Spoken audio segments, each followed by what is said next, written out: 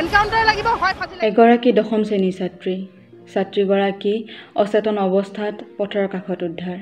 টিউচনৰ পৰা উভতি আহোঁতে কামনাৰ বলি হয় তিনি পাখণ্ডৰ। এক জঘন্য কাণ্ড। ৰাইজে চিঞৰিছিল, ৰাইজে কান্দিছিল, ৰাইজ ওলাই আহিছিল। আৰক্ষীৰ আগত বাৰে বাৰে ন্যায়ৰ বাবে আহ্বান জনাইছিল। ছোৱালীয়ে হওক বা বোৱাৰীয়েই হওক অসুৰক্ষিত অনুভৱ কৰিছিল। সকলো পিনে ন্যায় লাগে আমাক বুলি এক ধ্বনি বাজি উঠিছিল। এতিয়া যেন সকলোৰে মুখত অকণমান হ'লেও হাঁহি বিৰিঙাইছে। ছোৱালীবোৰে বা বোৱাৰীবোৰে অকণমান হ'লেও সুৰক্ষিত ফিল কৰিছে। এজনে পানীত পৰি মৃত্যু সাৱটিছে, বাকী দুজনক আৰক্ষীয়ে আটক কৰিছে।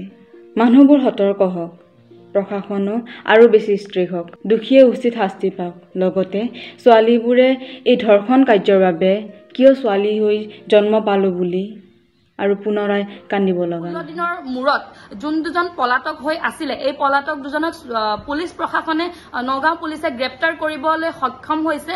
পলমকে হ'লেও তেওঁলোকক কৰায়ত্ব কৰিছে আৰু আমি পুলিচ প্ৰশাসন, অসম চৰকাৰ আৰু গৃহ বিভাগৰ পৰা এইটোৱে বিচাৰো যে তেওঁলোকক দৃষ্টান্তমূলক। ভাল লাগিছে, যোৱাকালি আমি যেতিয়া গম পাইছোঁ দুজন কালপ্ৰিট এৰেষ্টেড হৈছে। তেওঁলোকৰ শাস্তিটো আমি বিচৰা ধৰণেই হ'ব লাগিব, আমি সেইকাৰণে ওলাই আহিছোঁ। আমি বিচাৰিছোঁ উচিত শাস্তি আৰু আমাৰ চকুৰ সন্মুখত যাতে আমাৰ ওচৰত এৰি দিয়ে আৰু সেইটো শাস্তি আমি বিচাৰোঁ।